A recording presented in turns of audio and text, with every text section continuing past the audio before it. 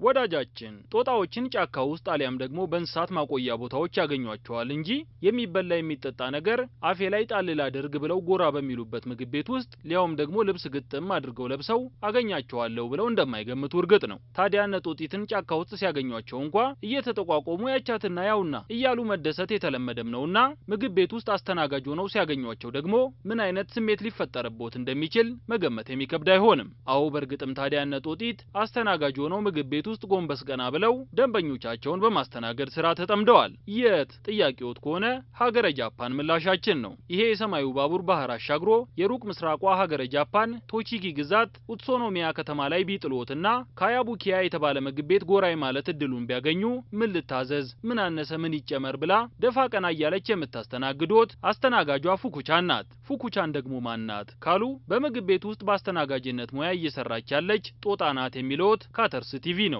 ባለ ጥቁርና ነጭ ቀለም ዩኒፎርሟን ለብሳ ተፍ ተፍ እያለች የማስተናገድ ስራዋን የምታቀላጥፈው ፉኩቻን ምግብና መጠጦችን ተስተናጋጆች ዘንድ ማድረስ እጅና አፍ ማበሻ የሶፍት ወረቀቶችን እንዲሁ ለደንበኞቿ ማቀበልን ተከናበታለች። የሚሰራ ነው የሚሳሳተው እንዲሉም አልፎ አልፎ ትዕዛዙ ደንበኞቿ ዘንድ ሳይደርስ መንገድ ላይ ተደፍቶ የሚቀርባት አጋጣሚም እንዳለ ሆኖ ማለት ነው። ካያቡኪያ ምግብ ቤት የመስተንግዶ አገልግሎቱን በጦጣዎች እየታገዘ ማቅረብ ከጀመረ 29 ዓመታትን ያስቆጠረ ሲሆን ዛሬ ላይ የ17 ዓመት ጎልማሳ የሆነችው ፉኩቻን የመስተንግዶ ስራን የጀመረችው ገና የ3 ዓመት ታዳጊ ሳለች ነበር። አጋጣሚው ደግሞ እንዲህ ነበር። የካያቡኪያ ምግብ ቤት ባለቤት አቶ ካኦሩ ኦቱሱካ ያሳደገው ያትቻን የተባለ ጦጣ ነበረው። ያት የምግብ ቤቱ አስተናጋጆች የሚከውኗቸውን ነገር ተመልክቶ እሱም የሚያደርጉትን ማድረግ ጀመረና ቀስ በቀስ ያስተናጋጅነቱ ሙያ ጠቅልሎ ገባበት። ያኔ የ3 ዓመት ታዳጊ የነበረችው ፉኩቻንም ያትን እያየች ከስር ከስሩ ስትል አስተናጋጅነቱን ለመደችውና ይኸው ዛሬ ላይ ሙያዋን አይተው ሊያደንቁ ሊመሰክሩላት በርካቶች ከዓለም ዙሪያ እሷ የምትገኝበት